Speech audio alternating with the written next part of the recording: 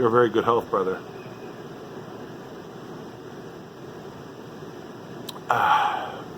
I've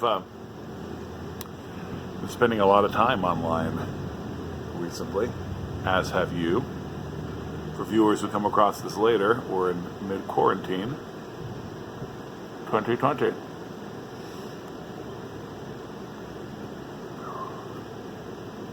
Not only am I working online, teaching online, but I'm having friendly conversations and doing stuff on social media in front of a camera a whole lot more.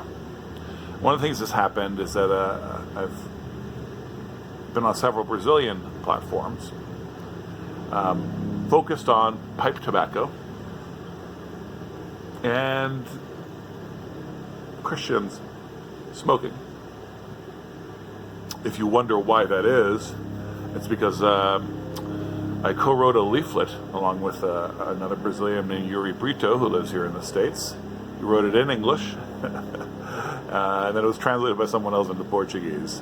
But the leaflet, which you can get on Amazon, it's an ebook. It's called, the Portuguese name is getting in my way now, Christian Pipe Smoking. And then a subtitle that says something about holy incense. So, that has actually done really well. And in Brazil, even, back in 2015, a lot of people in the Reformed world knew who I was because of that, because of my YouTube channel, whether they were pipe smokers or not. And now this thing rolls around, and people are talking. So I've been on a couple of Brazilian podcasts and YouTube channel live type things and all that recently. And one of the questions that keeps coming up, which I am viewed as an authority figure, I think particularly because of the Brazilian context, is the question of Christian liberty and the question of legalism as applies to tobacco and beer. And so I want to talk about that a little bit today.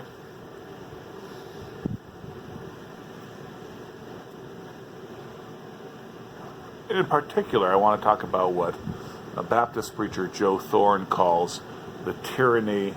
Actually, I only know how it's translated in the Portuguese. Something like the tyranny of the immature brother. Okay? So, we have this idea because Paul instructs us in Corinthians to not eat meat sacrificed to idols if it makes a brother stumble. We, as Protestant and evangelical Christians, have this idea that we should do nothing that some other brother says they are offended by, ever. And that establishes a lowest common denominator sort of Christian culture and Christian life. So that even if you're in a church community where everyone kind of agrees, hey, drinking wine is not bad, maybe even they say drinking wine is good. But for the sake of this brother or of these brothers, we're not going to do it, or we're going to keep it hidden, or we're not going to publicize it. Or when we have parties, we're not going to have wine. When we have weddings at our church, wine will be prohibited. And the Brazilians have a really interesting context for us. As in a recent conversation I was having, we were talking about this tyranny of the immature brother, and about what Paul was actually telling us to do. We completely ignore trajectory, like if there is a mature, we want to not be eating porridge, right? We want to be eating steak, all of us. We want our porridge-eating brother to be able to eat steak with us. So meat sacrificed to idols, and a lot gets made of in exegesis by Americans. Exegesis, I say exegesis. Sorry, guys. About it being an agora type of thing, about a marketplace type of thing. A sort of marketplace wave offering where I'm a pagan, I'm in the market, I dedicate my meat to idols before I sell it, right? And that is a valid part of studying that passage. But that often gets used to write off the true depth of the scandal that Paul was talking about. And if we have an idea of the depth of the scandal that Paul is talking about, I think that gives us a little more context, a little more ability to handle how to think about making a brother stumble and this tyranny of the immature brother. So there aren't a lot of places in the United States where witchcraft is openly practiced, where pagan religions are openly practiced in a truly pagan way, right? I mean, you can go to Portland and run into people who say they're Wiccan, but how many sacrifices are actually happening? And how many non-clinical human sacrifices too, huh? How about some human sacrifices, pagans? I thought you were serious.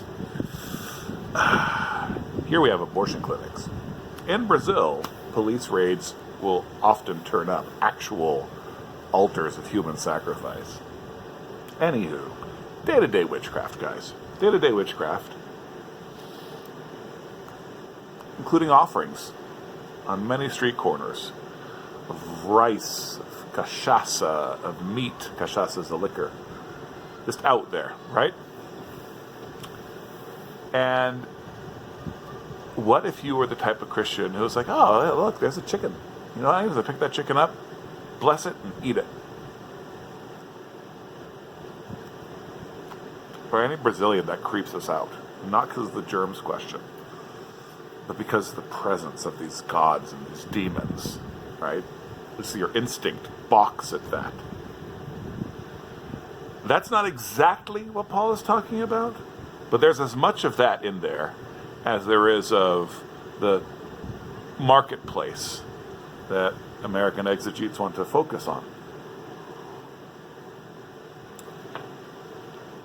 I don't think we quite grasp the chilling depth of this paganism. We almost use its ubiquity in Paul's time to write it off.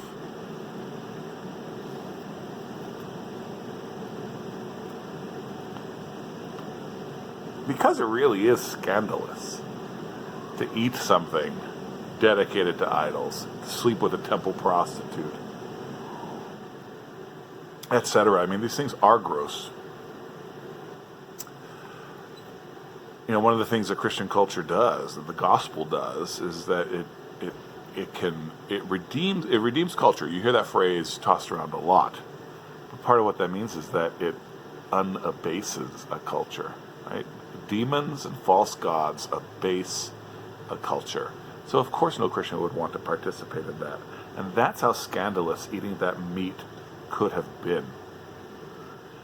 And because it is actually deeply scandalous, we should reset our calibrations a little bit. If a brother is offended that your skirt isn't down to your ankles, if a brother is offended that you don't wear a tie to church, right? If your brother is offended that you luxuriate in fat meats, if your brother is offended that you're not a vegetarian or that you are a vegetarian, all these things, don't be a vegetarian, that does actually offend me. That's just an aside. Anywho, if your brother is offended by all these things, it's a much less big deal. It doesn't even get to be a question until we're talking about demon worship, people.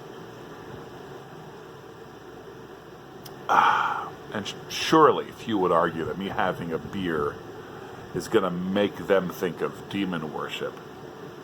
This beer is dedicated to the Lord Jesus. So, we're at the end of the video. What have I said besides talking to you and giving you some context from Brazil and just getting to hang out with you? That.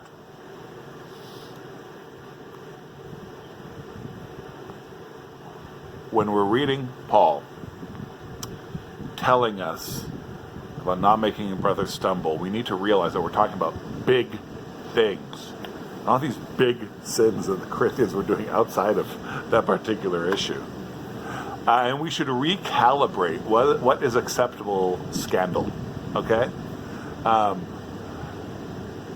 For a brother to come up to me and say that I need to change my behavior because he's scandalized, he better be bringing something. He better be bringing something demonic up in here so we can have a real conversation. otherwise, and even, whatever, we're going to start going down a rabbit hole at this point. Reset that calibration so we can have a legit conversation and not be prisses and pusses about this. All right. Cheers. I guess I'll have the rest of this beer without you. I guess I'll enjoy the rest of the cigar without you. Thank you, Pastor Hunt, for these. They are delicious. We are doing well here in Moscow. The peace of Christ be upon you.